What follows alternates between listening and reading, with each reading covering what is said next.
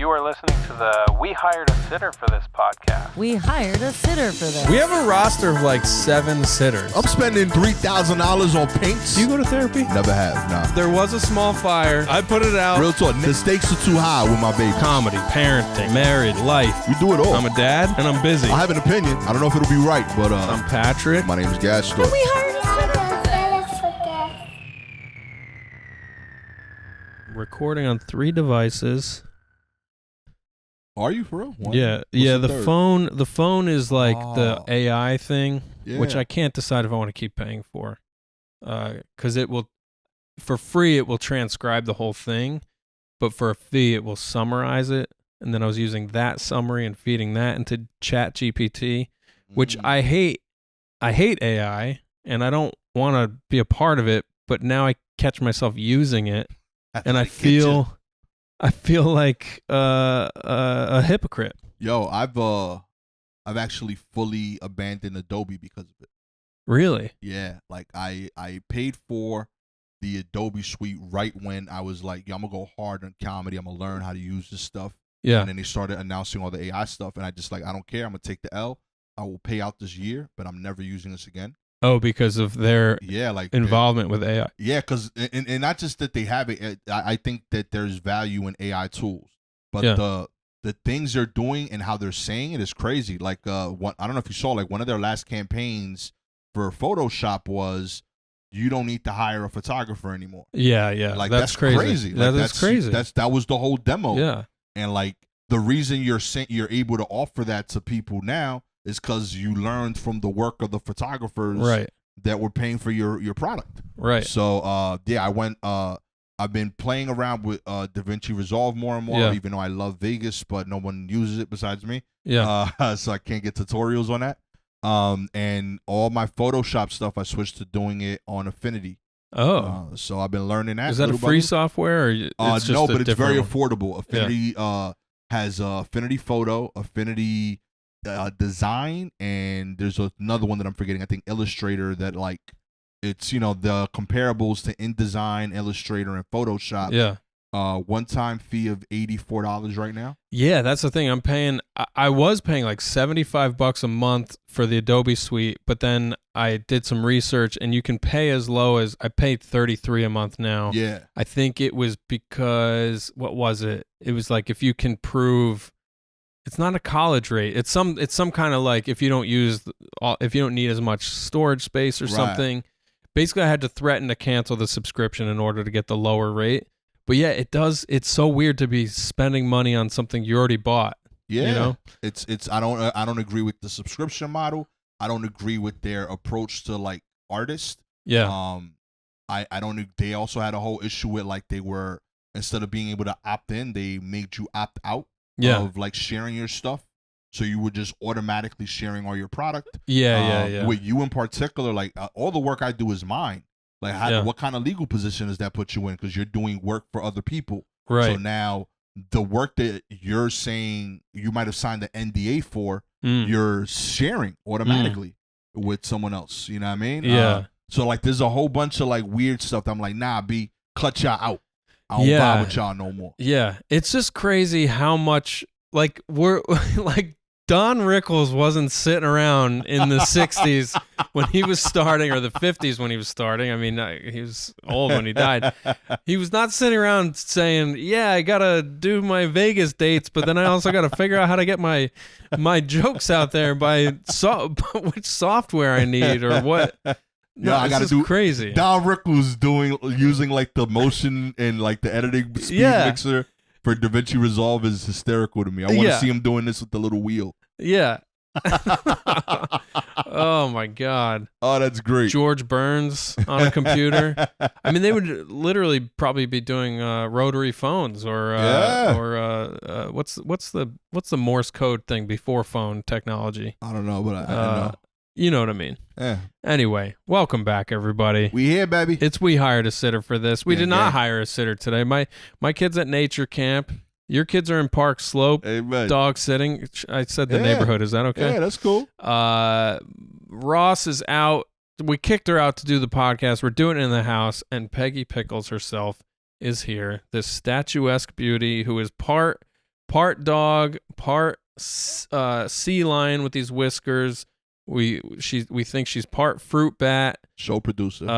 And she's our show producer, and she's going to keep us on topic today. Real talk. She does a good job.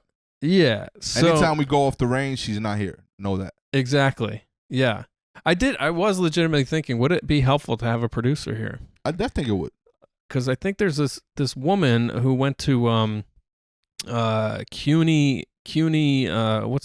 Baruch College. Oh, I went there. She's interested in comedy marketing, I think. Okay. I'm like, hey, do we just bring her in studio and make her tell it? Like, if we run out of stuff to say, she says, hey, what if you talk about this thing, and then we talk about that thing? Yeah, that'd be cool. And she could like make markers of like funny moments. Yeah, exactly. You know what I mean? Yeah, I think that'd be great.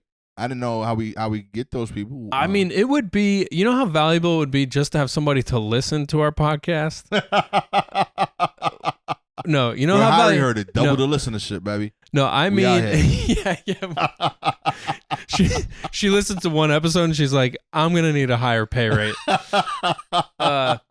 No, I was gonna say, you know how valuable it would be to get somebody to listen to it and do what you said, just write out like what are the best moments. So hey, listener, if you're out there and you're listening and you're like, hey, that was really funny, send me a time code because that'll help me make clips faster. Real talk. No, anyway. We're talking about software, running your own business. Like as a comic in 2024, you're your own producer, videographer, editor. This point has been made 1,000 times by many other comedians. Yeah. But what it's got me thinking about is the time and money aspect of it all. Like it's so time consuming. It costs a lot of money to do all this stuff. I mentioned last episode, my house is in disarray with leaky sinks, which are in the same exact status because guess what? It's only been an hour since I mentioned that earlier. Hey, man. I changed my tank top to switch it up. I don't live here, so I can't do that. By the way, while I'm obsessing about what things look like, I want to say, if you're watching this episode and there's just a green screen behind us, that's because the sunlight keeps changing so much outside that I would rather have the green screen than an image back there that will just cut in and out sporadically. Hold Patrick to a high standard, okay? Make him change it. Make him figure it out. Okay. I got then I got to automate the Ultra Key filter. I don't know how to do that. Do you believe in Patrick? I believe in Patrick. Okay. Peggy's wagging her tail. No, that means no. She's wagging it side to side. Man, I think she has to go out or something. Peggy, don't worry. It's just 52 more minutes of discomfort. A breezy 52 minutes. We're gonna start getting animal rights activists up in our feed. The other thing I'll mention, I believe this is our September 11th episode that will be coming out. It's Wednesday, September 11th for you. Right now, for us, it's Tuesday, August 6th. We're way ahead of the game because schedule stuff. Yeah, we busy, baby. We out here working. If what I just found out this morning is happening, that means I am in Europe for day job stuff. Hell yeah. For 3 weeks of work, and I have to go do it because I have to earn for my family. And that's just got me thinking about all the sacrifices we have to make as parents. When you're an artist, these hard decisions of like, all right, how am I going to actually make a living? How am I going to earn for my family? How am I going to make the bills get paid? I've got back tax bills that need to be paid off. I've got, Ross and I have come on here quite transparently to talk about our various money issues and ways that we have to hustle to make it work. We both have 3 jobs each. I just thought we could have a loose conversation about what that looks like for parents in general. Like I grew up in a house where, money was a stressor. It was always talked about. I the way I talk about it on stage when I'm setting up a joke about how I grew up, I never say I grew up poor. I like to say my family was kind of broke growing up. I think that's a fair term to use. Yeah. Because I can just remember my mother had a county job as a social worker. She was I remember asking her, how much do you make? And she told me the number. And as a kid, it's like, wow, that's a lot of money. But now I'm like, that's crazy. Yeah. Like that is, how would you support a family of 3 kids with that kind of money? My dad was a businessman, entrepreneur, as a farm equipment mechanic. His least favorite thing to do is do work. I can remember that being like a conversation is like, how much is he making? And nobody was ever really sure. And how much is he working? I remember at his 50th birthday party, people did some roast jokes about my dad. And most of the jokes were about how often people would show up to his shop and he's not actually working. That's which fire. I relate to, man. I honestly, if I have a day where it's unstructured and nobody's breathing down my neck, I can find all sorts of interesting ways to not get the job done.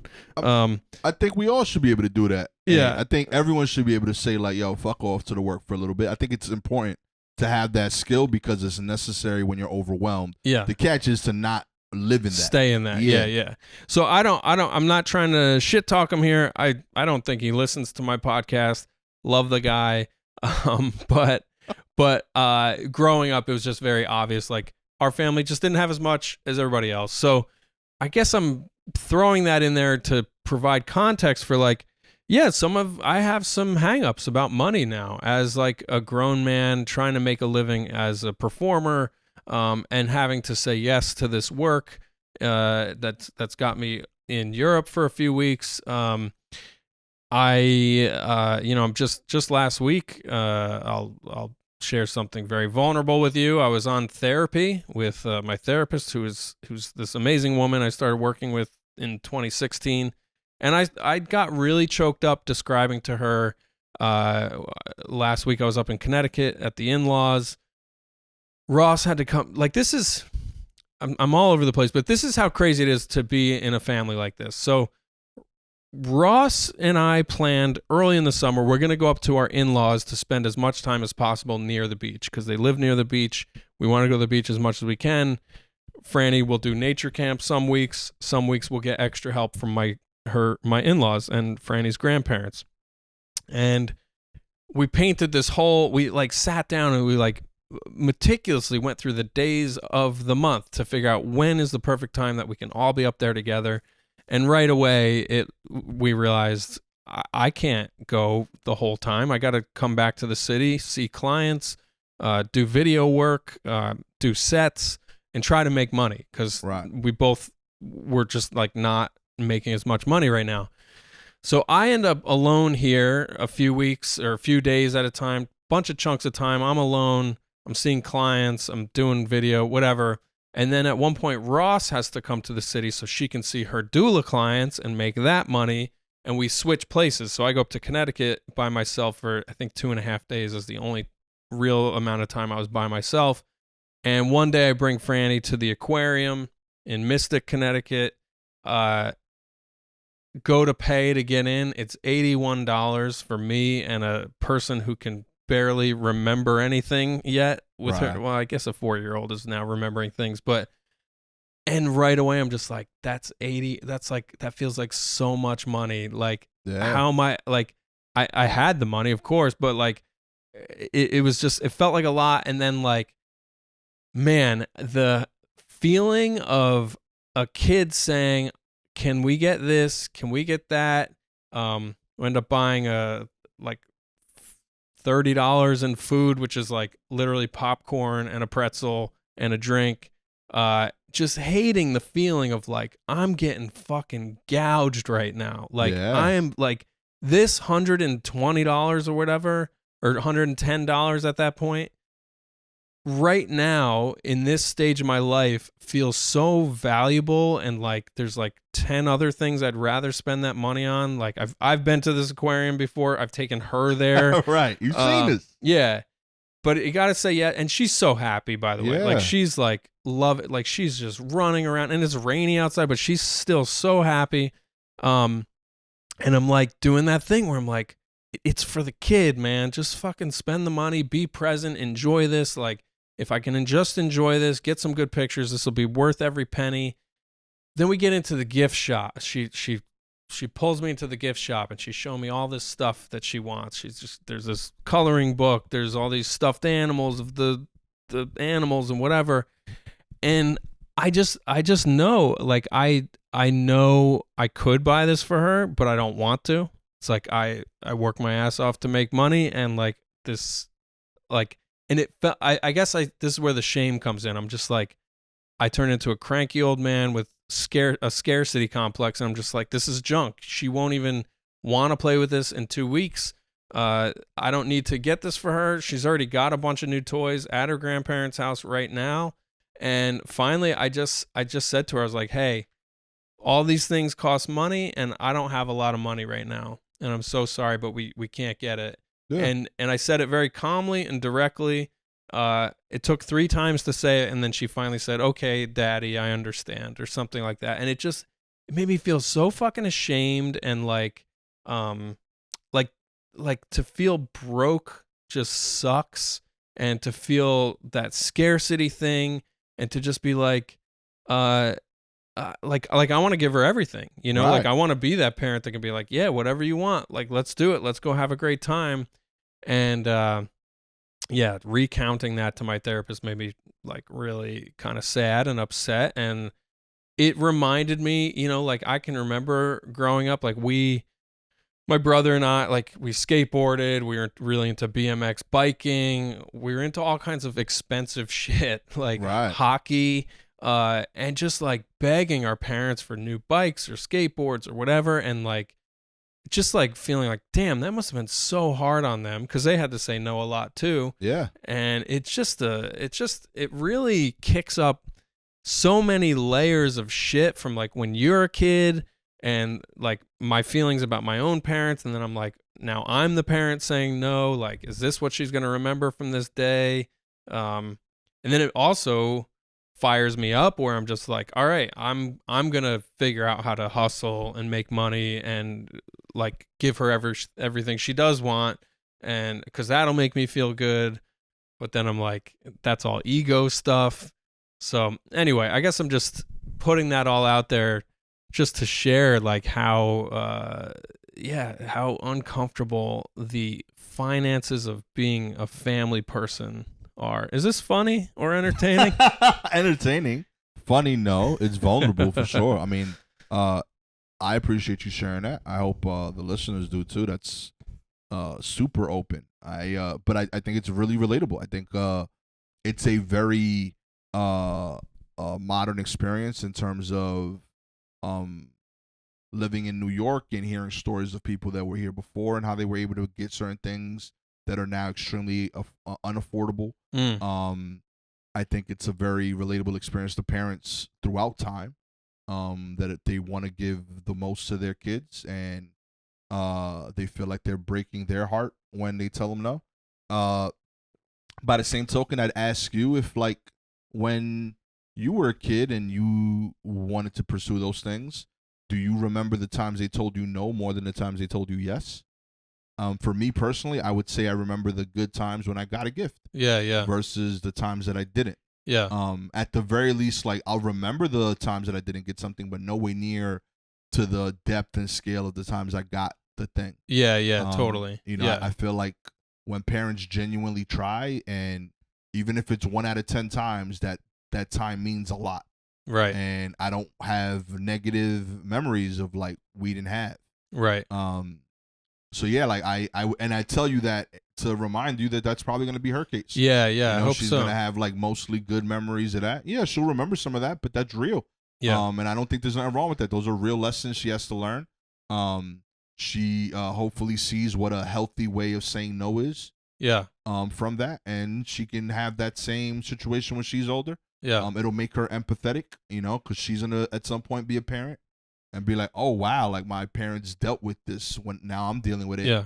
More appreciation for what you did at that time. Yeah. I think there's a lot more good in that than we realize in those moments. Yeah. But yeah, it sucks. Who the hell wants to do that? Yeah. No, I appreciate that. I swear, kids, their eyes get the biggest and the most wateriest when you have to say no. Oh yeah, and it's super hard. Yeah. But you got to do it. No, I appreciate it. I also, you know, I think, you know, one thing I forgot to mention is I said, you know, I can't today, but maybe if you get a fucking job, you can get it yourself. If you carried your weight around here. If you pull yourself up by your sandal straps, you're pull yourself up by your kids' Croc straps and get your shit together and earn, and you can get whatever you want. You know what? This is capitalism. If you pay for the other half. Yeah, you meet me halfway. Meet me halfway, you know? Yeah. I know. I still remember the first time I wanted two things, and my mom told me that I could get one. I was a GI Joe set.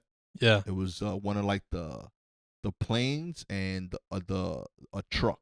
Yeah. And I had the toys, so I was like, I wanted them to be able to transport. You know, what I mean, it's a busy city. Yeah. You know, and I was like, I want these two, and I explained why I needed these two. Yeah. And mom looked at them, and she was like, I could do one, and I feel like you learn about yourself because I remember looking at both of them. I was like, yo, real talk, if I can't have them both, I don't want them. Right. Yeah. And I just said I'm good with it. I don't want either one. Yeah. And now, and like it was weird because like I saw my mom was like, yo, like you sure? Because like you're good, like you can have one. You've earned it. And I was like, nah, it don't make no sense. Yeah. And like I realized how stubborn I am about certain shit to this day. That like if it's not this way, I'm okay with not getting it. Right. It doesn't bother me. Like it ain't like I wasn't mad at mom.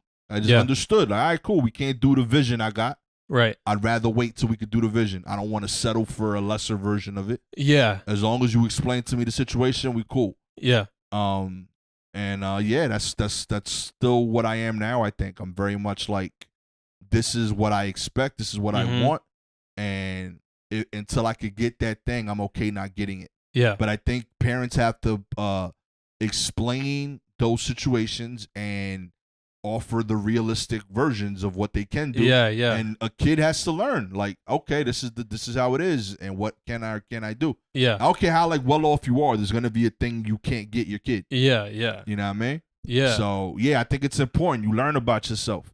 I taught I know I'm super proud of Michaela when she was like 4 years old. We went shopping, and she wanted a toy. And she went and got the toy, and I used to make them make a sales pitch for the toy. You know what I mean? She was like, I want this toy. I was like, why? Tell me 3 reasons why you need to have this toy. Yeah. And she was like, it's different from the other ones. The outfit is, there was like a Barbie. She had other Barbies. Yeah. So she was like, this one's different. It has a different outfit. I don't have this one. It would complete the set. I've been really good this week. I've been like, she gave me 3 solid reasons. I was like, cool. Yeah. Get the toy. There was a second toy she wanted, and she showed me that, and I was like, you know what? I'm on board with the second toy too. Made a stronger argument. So she's getting 2 toys now. Then she's like, hey, I want to get a toy for Aiden, and she shows me a toy for Aiden, and I was like, cool, that works. But I got 2 toy money. You know, so what do you want to do? And I saw her think about it, and she was like, it wouldn't be fair if I came home with 2 toys and Aiden didn't get any toy. And wow. She made the decision. Wow, that is beautiful. Straight up. That alone means she is not a psychopath. Yeah. She's not a sociopath, and she will be a productive member of society. Real like talk. That they should do that test in lab settings to see if people are generous and kind and empathetic toward the needs of other people. Real talk. And like, if she would have been a sociopath, as a parent, I need to know that. Like, yeah. Real talk. Yeah. Like, it just is what it is. Yeah, like what's that conversation? It's like, okay, Michaela, you failed the test, and now we have to talk about how you were going to operate in the world as a sociopath. Real talk. I would give her the 2 toys just when you get home. Yeah, like, you're going to be a CEO. I was going to say. Real talk. Yeah. Know from now, people will hate you, but you will be the person that funds this whole family. Yeah, like, you know? I accept you for who you are, but you need to take care of me and your mother as we enter old age. That's all I'm saying. But like, again, like, you have to put people in a position where like they get to think through a situation and problem solve it. And I got to know a little bit more about my daughter and how she would treat her family. I think that was dope. Yeah. No, that's really sweet. I think I'm just like, it feels so sensitive and touchy for me right now, because it's like, just in the last year that Franny has become really conscious in general. Like, she is forming memories, and she, we communicate now. And like, when she's excited about something, she says she's excited about it. Whereas in the past, I felt so lucky because we could go into stores and whatever, and she wasn't grabby about anything. It wasn't like, I want that candy, I want this or that. Now it's like, yeah, I want that. I like that. I want more of it, whether it's candy or toys or whatever. And this period of her life just happens to coincide with us feeling more strain than usual. Like Yeah. we had to have, Ross and I had a big kind of regrouping conversation about both of our freelance work and who should be aggressively getting what kind of work to make what kind of money. And the answer was like, I need to hustle in the coaching job to just like earn for the family. Yeah. So now it's like some weeks I have a lot of appointments and things feel good, and some weeks it's a little tighter. So yeah, I don't want to pass on the scarcity complex, like the sorry we can't get it thing. I don't want her to, because I had results from that. Like part of my alcoholism and my workaholism definitely relate to wanting more out of life, so I don't want to pass that shit on. Anyway, this is really funny, really funny stuff. Life trauma. Yeah, baby. Now I don't know. I'm very transparent with my kids about like where I am with things. And what I value. They were very young, so they don't necessarily have strong memories of it. But I worked at a sales job that paid me substantially better. I was a sales manager, and the money was good, but it dominated my schedule. It dominated my thoughts. I'd have literal like nightmares of boxes in my head, like pallets. I just felt like I would wake up screaming about pallets. Like my wife would say, I would be counting boxes in my sleep. I would just be saying numbers and shit. Did you know the word tare, Tare? No. That might be like different shipping. Yeah, I was gonna ask if like some technical stuff. But yeah, all right. So you had PTSD. Yeah, like or just TSD. Yeah, not even post. It was happening. Yeah, it was traumatic syndrome. I was in it. And like I've had like 3 or 4 like blue collar jobs and a couple of office jobs, and I feel that when I really got into it in order to make money, it definitely got me to a place where I felt less empathetic, less human. I felt like I spoke differently to my wife and my kids. I was very like, in particular when I got into management, I was very machine to them. Like, this is what we got to execute. You know what I mean? And like, you're like, we need to talk about the family efficiency. Real talk, yo. And my wife was like, yo, like I don't work for you. Yeah. You know what I mean? That's hilarious. But like I would talk like that around everything. And it would take me like a day to kind of undo that for the week, So I didn't like that guy, and I didn't want to be that. So I've thankfully found something that I love to do, that I think I'm good at, and I genuinely think I'm a better man now. But in turn, I make less money than what I did, before. Hopefully that changes with time, and people kind of rock with me, and it continues to grow. But that is a decision I've made, and I'm. When I talk to my kids, I'm very transparent about that. Like, yo, like I think I'm a better dad than what I would have been if I had more money. Yeah. And you have friends now. You guys are in high school. You guys are old enough now to talk with your friends. We're blessed. We own our home. There's a mortgage to pay, but we have what we need. We have a place to live at. Your mom and I work, and we have the basic food needs that we have covered. We do a super affordable family vacation every year of some sorts, and in turn you have 2 parents who are sane, right? Right. I think that's a good trade. You know what I mean? Like I'm sorry I can't buy you the nicest things all the time, but I'm here, I'm present, I'll talk with you anytime. Yeah. And in the meantime, the money thing will hopefully get better, but it is tighter than what I'd like. They're also at the age where, like, if they do want extra scratch of their own, they could go out and make it, right? Yeah. I don't know where you just stand. started right now. Like, she's 16. Yeah. So that's something that we've talked about happening next summer in particular. But like I agree. How would she do with babysitting? Would she want to be on our roster? I don't know. I'm not against any of those things. I think she'd do a good job of it. I don't know if she'd be interested in doing it. Right. I think she'd be a good dog walker. Yeah. That's something that I've noticed. She's the one handling most of the dog duties now. That's great. She's done it with a variety of size dogs. Because she walks my sister's dog. How does she enjoy the dog duties portion of the dog duties? She does. I mean, no one enjoys picking up duty. Yeah. But she does it. She understands it's part of the role. I will say I enjoy it sometimes. You know enjoy why? picking up You know poop? why? It's just knowing that, okay, this is done. We know it's done. So last night, Peggy didn't go until 7 p.m. or something, or 8 p.m. Usually she's a morning pooper, and sometimes when I have a song for it. It's called She's a Midnight Pooper Now. Whenever it doesn't happen in the morning, I say to Ross, she's an afternoon pooper now. Anyway, last night it took all fucking day for her to finally do it. She finally does it. So it's a relief for us when it happens. So picking it up is a part of like knowing, okay, that's done for the day. I don't have to think about it. And also, she often goes in Maria Hernandez Park over here, and I love picking it up and then also picking up I'll get like the other day, it was a lighter. There was a random lighter in the grass. I picked that up and the poop at the same time, and I threw both things away. And I like to imagine that maybe that will explode like a improvised explosive device of poop somewhere for somebody. But yeah, I like getting a little extra trash in the bag. It like scratches my OCD itch in my brain. Do I sound crazy? You know, I take it back. There is a level of poor that you can't be. If you're at the place where picking up poop is the fun thing in your day, get out there, earn some money. You should feel all the shame of the financial issues.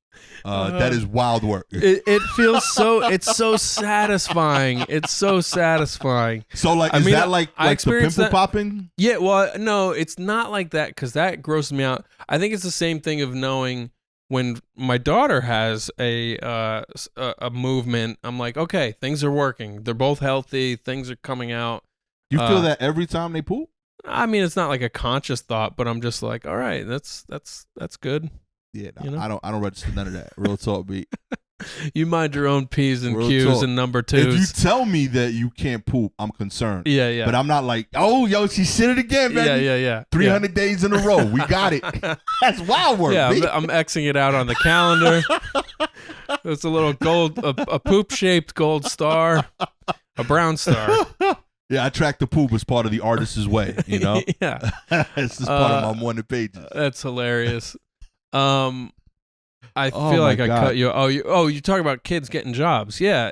So by the time when I got my working papers at 15 or whatever, I mean, me and my brother found all sorts of weird jobs to do before we could even legally work. Like we were shoveling snow and like we helped our uncle with roofing and my brother baled hay. We had a paper route. Hell yeah. We did all kinds of weird stuff. My brother was way more conscientious and diligent than I ever was. But then at 15, I got a real job not a real job, but I worked at a hardware store, and I remember that feeling so empowering to make my own money. If I wanted to buy something, I could make the money, save up for it. And because I came from a scarcity background, I I'm proud of myself that my whole life I was good with money until I started comedy. Like that's truly awesome. how things got fucked up for me was pursuing my dreams. I mean, that's what it does. I'm in the same boat. I feel like we didn't have much growing up, but I definitely felt that it wasn't necessarily because lack of having so much as like my dad had a vision and like he saved up, he bought a house. My parents paid rent until I was like 5. And ever since then, they've owned the thing. Yeah. And we've lived in that. And the only times I've paid rent is to my parents until I found a house. Right. And but yeah, like there was scarcity in the sense that there wasn't everything, but it was because he knew that, if I get this, I never have to worry about it again. Yeah. And it literally saved my situation when me and Gabby were having a kid. I had to find an apartment, and I saw how expensive it was, and my parents were able to say, "Yo, just take your old apartment." Yeah. And I paid cost, but I got to move in to a place that I wouldn't have been able to afford, and that was a blessing of foresight of my parents buying a home, right, literally 20 years before that. Yeah, So like, there was scarcity in the sense that there wasn't everything, but it never felt that way because it felt like, oh, there's a plan. Right. You know what I mean? And as I've gotten older and seen what that has allowed for, I've tried to implement the same. To your point, I feel like I was heading in a very economically successful path until comedy. Right now, I still make decisions with money in mind. I talked to you about it. Like, I didn't talk about it with anyone else really, but like I went back to work for a week, and it felt like the responsible decision. Meaning like you took on a day job. Yeah, I took a traditional blue collar day job for a great company, and I felt like it would be a way for me to build in a bit of security in my week. I'd have a stable check. I'd get to work out. So my health would be good. If comedy doesn't work out, I'd have. Describe the setting and the physicality of this. It was loading trucks. Yeah. So like I would be working for a company that's huge. So like an inside warehouse situation. Yeah. Yeah.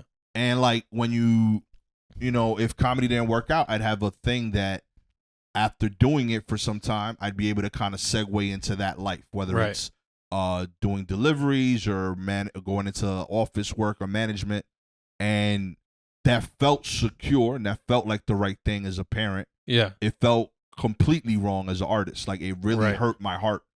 And every day I would come home and I would talk through it with Gabby that like, this is good. I'm getting a workout in. I'm doing something. I'm going to get benefits. I'm going to get consistent money. But that by the time the week started again, like I woke up that morning and like my back hurt. And I thought about in my head, like, there's nothing wrong with the physicality of it in general, but I know that this is a job that I'm going to spend the day recovering from. And am I going to want to write jokes after a day of this? And if I signed up for it as a man, I'm going to feel a level of responsibility to it. So I'm going to do it well.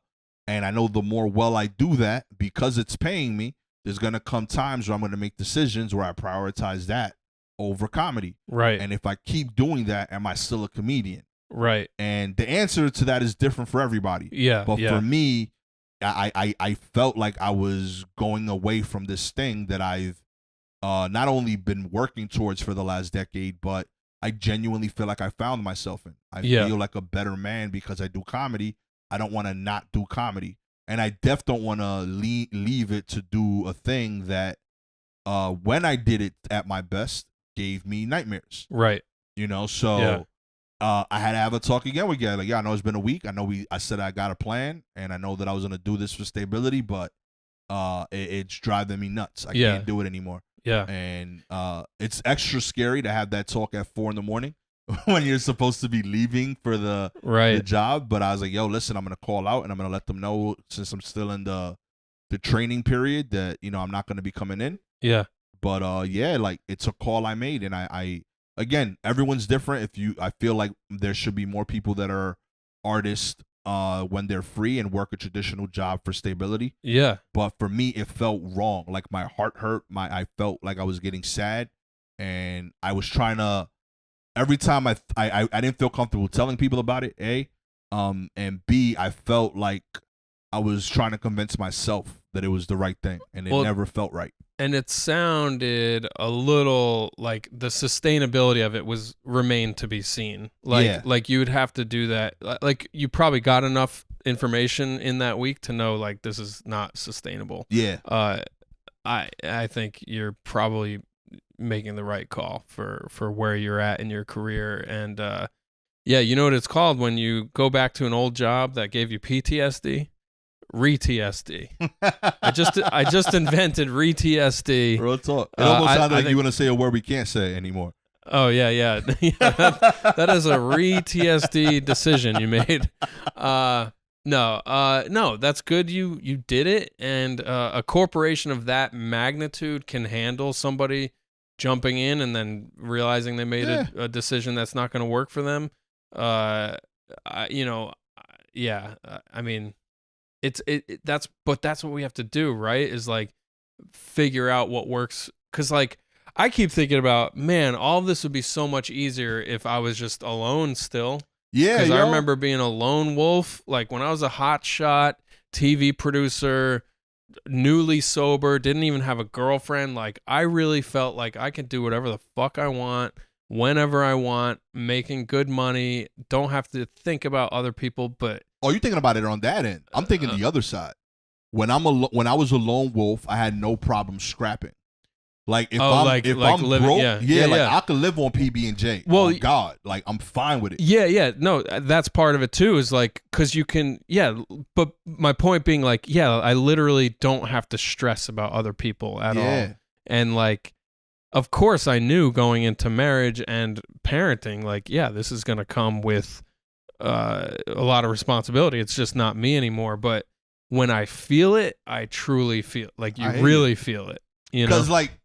There's something that I've come to like. As an adult, I feel comfortable saying that I will always be willing to go backwards if it's just me. If like I need to scrap down, I'll move into a basement, share a room with somebody, and live on like 5 to 10 cent meals, like literally bulk buy ramen. Yeah. I'm good on that. Sincerely, I don't want to, but I'd be comfortable. Yeah. Doing it if I knew it was a means to an end for the time being. Right. I know for a fact I can't do that to my wife and kids. Yeah. I feel like whatever level we're at, I can never go backwards on. Yeah. So like, admittedly, I'm very reserved about escalating our standard of living because I know once I do that, that's me saying I could do this forever. Right. You know what I mean? Because what would hurt more to me is like, we got a mansion for a year, and then we go back to East New York. My bad. Yeah. But we're going to be in East New York for a bit because that's where I could afford for us to live. And know that when we leave, it'll be a different home. And, you know what I mean? And I'll put up pictures of my old hood. Like, hey, we lived there once. It was beautiful. But, we got a beach next door now. Yeah. But, like, that's the thing that challenges me with kids. That, like, they didn't sign up to grind. Like, they just showed up because of you. So, like, I feel like an undue amount of pressure maybe. But, like, I feel pressure to, like, never have her feel that or never have him feel that. Yeah. Ironically, it's a little less with my son. I feel like there's like that's one of the few times where like I feel a difference in like the sexes, male female things. Yeah. I'm okay. Like I'm okay with the idea that my son might have to tough it out. Yeah, like because we're like you're gonna join the hunter gatherer. Yeah, team. You're gonna be on my side exactly. Like you got to start getting used to the fact that this is part of it. Yeah. So yeah, like it's gonna be controlled. It's gonna be less than my situation. Like I'm hoping that like whatever your theoretical worst would be, it's less because I'm here. I'm a safety net. And I know that, and I'm saying that as someone who has that. Like there's certain jobs that I'll never have to do because my parents made sure of it. Right. My pops did certain things that like I know I'll never have to do. Yeah. And in turn, I hope that's the case with my son. Yeah. But I do need him to have a little bit of that. Yeah. How about this as a topic? What about families? I guess what the nugget of what got me thinking about this is like I can continue to live. I actually like I'm not that interested in clothes. Like I'm like getting more and more interested in the uniform approach to life. Welcome. I got Dickies, baby. I'm getting into the black t-shirt thing. I'm also like having body image issues. So I'm like, there's certain button downs I can't wear anymore. I'm sorry to hear that. I actually thought you were getting in shape recently. I'm trying, but well, that's why it's a big part of why, because like clothes I used to like don't fit anymore. But anyway, like I like the idea of getting more and more minimal with my own belongings. Like I want to have less stuff in general, and I want to give my kid more stuff, and I want her to be comfortable or be able to have stuff that she enjoys. Whatever. My point being, I feel lucky that I don't really crave more stuff for myself, and I want to earn more just to take care of my family. What about people who have like really expensive hobbies? Like I don't know if you're a big car guy. I know you're into sneakers, but like do you ever have that thing of like, damn, I gotta sacrifice the things I'm interested in. Like I can't, like, I guess for me it would be like camera stuff, like tech stuff for like work, for making stuff. Right. That's where I'm like, damn, I wish I could like get a faster laptop for editing or whatever. But back in the day it was like I could just go do that stuff because I don't have to think about paying for daycare next month, right? Or paying for family trips in the future, all that stuff. So anyway, I wonder about that with. I mean, that's what sports gambling is for, baby. Okay, yes, You know what I mean? Put it put that $500 for the daycare on Yeah. the Yankees tomorrow. Okay, Yes. I feel good about Yes. it. You know, You can see how gambling starts to become a thing because that idea of like, yeah, how do I just triple this money? today. Yeah. You could see how that's like a fun thing to Real talk, man. God forbid it works once. yes. Then it's a real problem. Screwed. You're screwed. You go back to that well forever. Chasing that dragon. Yeah. Don't do this, by the way. Sincerely. I feel you, brother. I think I'm really good with most. Like I would say my money splurges are sneakers, hats, and I would actually go with the camera stuff that I don't understand how to use. Yeah. I like having it. I like knowing that when I want to do something for comedy, I just need to ask someone to physically show up. Right. And like it's just a lesser favor. Hey, I got the camera. Can you just come and make sure I'm doing it right? Yeah. And same thing with sneakers. I take a lot of pride in it. I want literally like I had a Don't Tell set come out last month. Very proud of it. But the coolest thing is, to me, there's someone in the comments who said, "Yo, I was a big fan of Gas Store before, but then I saw his sneakers. Air Penny 2s are slept on. I'm a bigger fan now." Wow. And that comment was the coolest shit I've seen. Should about I my get some comedy Air career. Penny 2s? Does that fit my vibe? I don't know if they're you, but try them. You know, they're my favorite sneaker. But just like that's my shit. Like I love sneakers. I think it's so dope. I love that you can like really get niche into it and like, you know, get weird things that aren't that expensive. Yeah. But point is is that's something that when I was single, I had legitimately like over 300 pairs of sneakers at one point. Yeah. And I had like maybe 60 fitted hats. Mm-hmm. That when I got married, I just slowly had to like sell. I gave a large portion of them to my brother.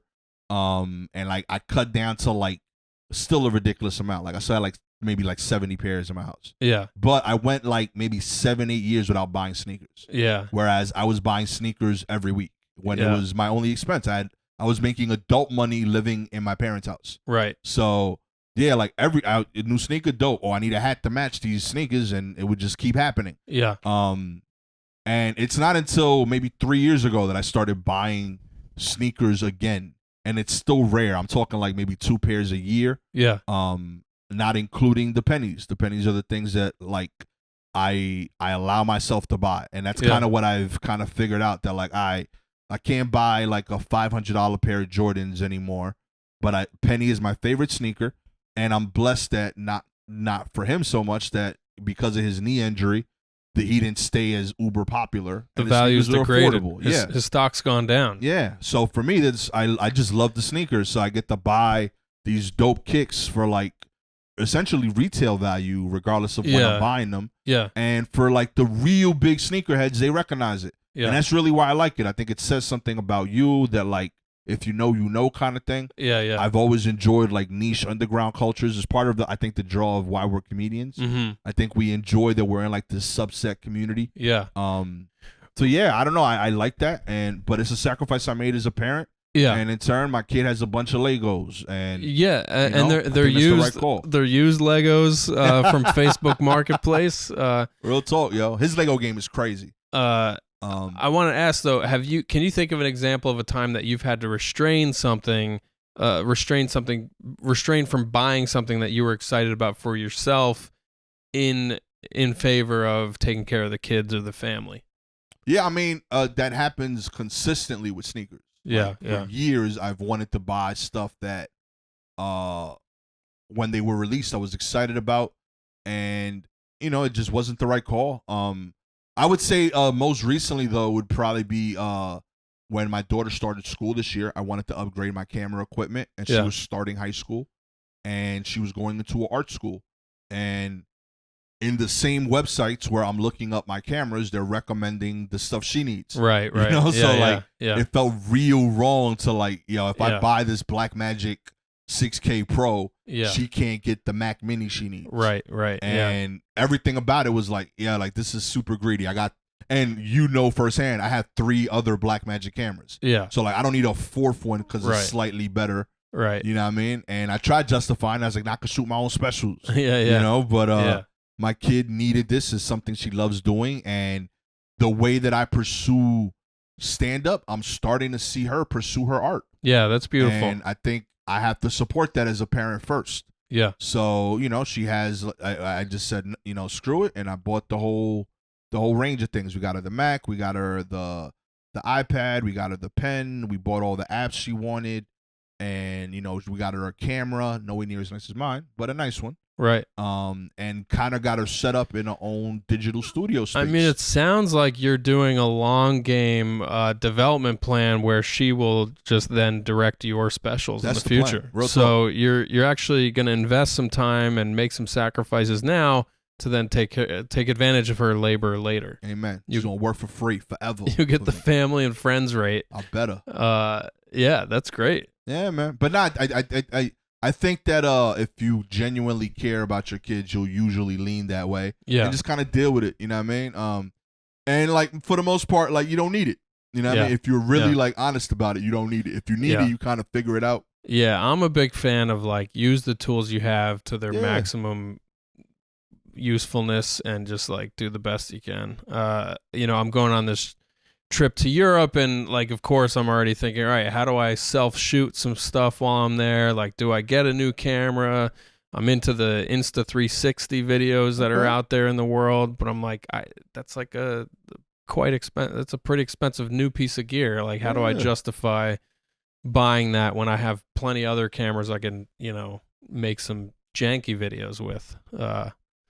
You know, whatever. The more I think about it too, like what really bothers me, and I talked about this in passing once with you, is that all these things that I need and want as a New Yorker, realistically, I use like once or twice a week. Yeah. And if we could somehow create like a pool, like you live in a building that I am positive has like 10 other artists. Yeah, yeah. And that between you guys, you have like an incredible studio. Yeah, and each of you is probably missing the thing the other wants. Right, right. And we just can't create a system where it's like, oh, I need the 6 cameras today. Yeah, yeah. And it's there. Yeah. And like again, and that's why I've told you, like, when you need to borrow mine, just let me know. Right. Because realistically, I use one of the cameras a lot. Right. But I have 3 cameras. Yeah. You know, so like I don't know. It always bothers me that like there's a thing that I want that like realistically the guy across the street has on a shelf. Right. That he's gonna use on Tuesday next week. Yeah. And I could use it today and give it back, and he's gonna be fine. I mean, I don't know how to do that. We don't know how to do it either. Yeah, I mean, there's like the kit split site, but that's like, you're paying money to rent. Different. Yeah, yeah. And I get that there's a feeling of I own it. Right. That's different from I have access to it. Right, right. But that's all it is. I just want to make cool stuff and feel like I can get it when I want. And that loses a little bit of it. But I don't know, man. I wish we could do that as artists. I feel like it's one of the things that stresses us out because it causes a bigger money thing. Right. And I think it'd resolve a lot of this. Well, now we're getting into Gastor's socialist leanings. Real talk, baby. No, I'm with you on that, and you know that's why I appreciated you loaned me stuff to shoot my special, which, by the way, I guess I'll update the audience. My special has been sold. It will eventually be somewhere. It didn't sell for much money at all. Big bucks, baby. But, Major pizza pies coming this way, baby. And it may not be anywhere for for several months. So in the future, pizza in the future. Yes, exactly. A lot of Domino's, 3 pies. So keep an eye out for that in 2025. I did ask them. I was like, could we try to fast track any of this? Because there's going to be, if it does come out in 2025, there will be 5-year-old COVID jokes on there, and we got to get it out for that reason alone. That's awesome. So yeah, you loaned me gear for that, and like, there's been other people that I loaned this camera to Jeff McBride to shoot his special, and then he gave me his camera for my special also. So there. I have we have a personal network of people we know, but yeah, you're right. I wonder if there is a way to do it on a platform level where you're connecting with strangers and you're helping each other out with gear. There's stuff like that like I think would alleviate a lot of the economic stress when you're talking about parents that are artists. Yeah. You know what I mean? I don't, no diss, but I don't know if I want to trust an 18-year-old with my cameras. Right. But if you've been pursuing this art form or any art form for 10, 15 years, yeah, I've seen your work, I respect it. I feel like there's a level of trust that comes with that I'm okay with working something out. Totally. And in turn, I think it alleviates a lot of the economic stress of like, man, I wish I could buy that thing. Because it eliminates overlap. Like there's 30 of us with this camera. Yeah. Whereas, maybe one of us could have bought something else, like I don't know what other equipment, lighting or whatever, but you get the idea. Yeah. I like and my where kid your head's got at. sneakers, Yeah, exactly. Do it for the kids. Do it for the kids, B. What else was I gonna say about all this stuff? Yeah, man. Anyway. This is just the episode of us saying, "Yo, can y'all help?" Yeah. Well, it does get me thinking. The Patreon model I do like, and it's like, what could we put out there that people would actually want to pay for? Just shit talking episodes. That's what it seems to become with the comedian model of Patreon. Is like, all right, we'll give you this information on this podcast episode, but if you pay for this other thing, we'll really tell you all our deepest, darkest feelings about things. And I don't get it because, if I talk shit about somebody, it's still out there. It's still out there. Yeah, you know what I mean. But they do that, and I don't understand it. Yeah. Like I was behind the Patreon wall. Yeah. I'm like, okay, so only 10,000 people know. Yeah, that you're a terrible. Right. You know what I mean? Yeah, actually, it's a very I don't know if it's Buddhist or what, but it's you. Like I am still putting that energy out there. Yeah, and that doesn't make me feel good. I don't vibe with it. I feel like innately I want to yell and scream a lot, and I've worked really hard to not be that person. Yeah, and I feel like anytime I do something that causes that, it takes me away from that for a period. Yeah. So why do it just because it's in secret? I don't know. I don't vibe with it. It's so interesting when you talk about your temper, and I'm making up words here. You haven't used these, but temper or anger or yelling and screaming, because I've never witnessed that side of you. Yeah. And I've never seen you drink. Yeah, exactly. Like it makes me think of that. How when you make friends in adulthood, there's this whole other version of them that you don't know. Like I'll never know who you were as a kid. It's kind of interesting how that works out in life. Real talk. I used to fuck people up. People like Patrick. Real talk. Yeah. We met before. I just robbed him very quickly. Right. I was skinnier. He didn't know. I ran away quickly. I was like, it was a man. He was wearing Jordans or Penny Hardaways. I'm not sure. He was so fast. I was really good at my job, man. I don't want to be that guy, and I wanted to be different, and I made efforts to do so, and I feel like it's made me a better person. I feel like, and in turn, like I told you, I think comedy does that. I think adulthood does that. I think partnerships and relationships you're in do that, and all of those kind of came in at similar times. Yeah, over like 5 years or so, and I was like, I like who this person could be. Yeah, so I want to do that instead, and here we are. Congrats, man. You nailed it. You're an amazing man. Thank and I'm glad I don't know that shithead from before. He was cool too, just he had some rough edges. Yeah. I still like the same music, which is weird. Yeah. That's the stuff that I have problems like with my kids, like just justifying like gangster songs. Like, all right, so in this song, when they're talking about robbing people, what they're saying is that as an environment, we need to reconsider the financial repercussions allocations. We need to relocate funds so that this isn't a need for this community. Right. So when they say, ante up, yeah, what they're saying is like share, yeah, share fairly. They're talking about mutual aid. Yeah, real talk. Oh God, I just spaced out. Anyway, we're near the end of you know what I'm thinking about? I was listening, but I was also observing the change of lighting. This may be just a green screen. You are so stressed out about this, bro. Well, I just want people to know that I do put effort into putting the video together, and the last couple episodes we've shot in here, when I had Luke and Jeff and Laurel do episodes, I had a light in here. Yeah. And that's something I forgot at the office I'm not today. worthy of the light. You see this? So I got to get the lighting back in here. Patrick be mailing it in with me, yo. And if we Messed up. keep recording in my home, I'll have to just have lights here. Yeah, it happens, bro. But that's one reason. If you're a faithful listener and you would pay for extra content, that's one thing to have a Patreon for, is There to you go. build up a proper budget for this thing. Yeah. Oh, I thought you were gonna say like you go watch footage of Patrick putting up lights. Oh yeah, You know what I that's mean? compelling. That'd be dope. People love that. We could have a Peggy cam. She's just over there sleeping. Shouts to Peggy, yo. Looking she's so she's the truth. adorable. Best producer ever. Yeah. Can't beat it. All right. Well, listen, hardworking parents who are making the money, doing their best, providing Props. for their children. We're with you.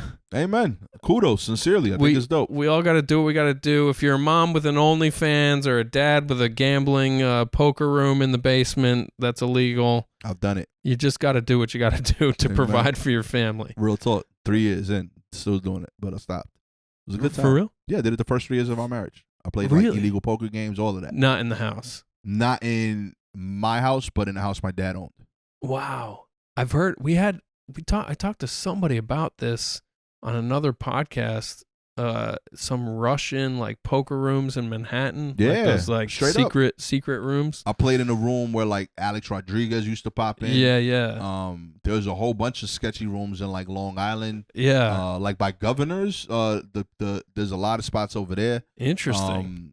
A lot of spots in like Astoria. Pretty much have like you- all by Woodhaven. It was like like